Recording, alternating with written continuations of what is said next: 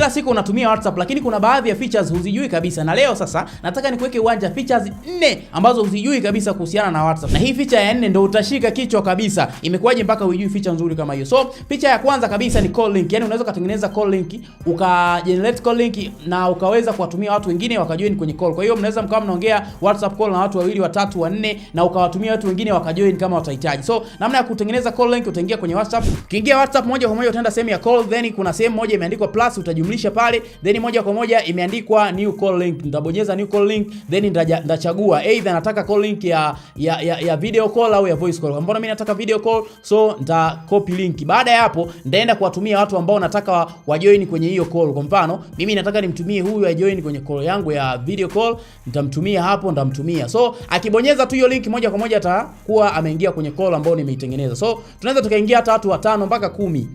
Feature ya pili ni dial tap. Yani hii hapa inakusaidia kwa sababu haina haja ya kusave namba ya mtu ili uweze kumpigia WhatsApp au mtumie message WhatsApp. Unachotakiwa kukifanya, utaenda sehemu ya kwenye calls. Ukifika kwenye calls kuna sehemu ya kujumlisha pale. Ukijumlisha utaandika call a number. Kwa nitachagua namba. Kwa mfano nataka niandike namba hii hapa, nataka niipigie kwa WhatsApp. So haina haja ya kusave hii namba. Ni kuipiga tu hapa, then moja kwa moja nitakuwa nimempigia WhatsApp call. Hivyo tu mzawa.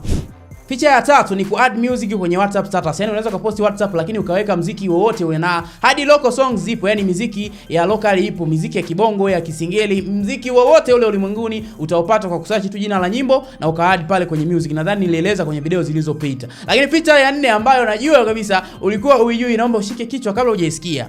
Hii hapa ni namna ambayo unaweza ukaposti reel au video yoyote kutokea Instagram ukaiposti kwenye WhatsApp status yako. Yani haina haja ya kudownload video ndipo uende ukaiposti kwenye WhatsApp status. Hii unaweza ukaiposti moja kwa moja kupitia Instagram yako na ikaenda kwenye WhatsApp status. So namna ya kufanya hivyo mzao, utaenda kwenye reel hiyo ya Instagram.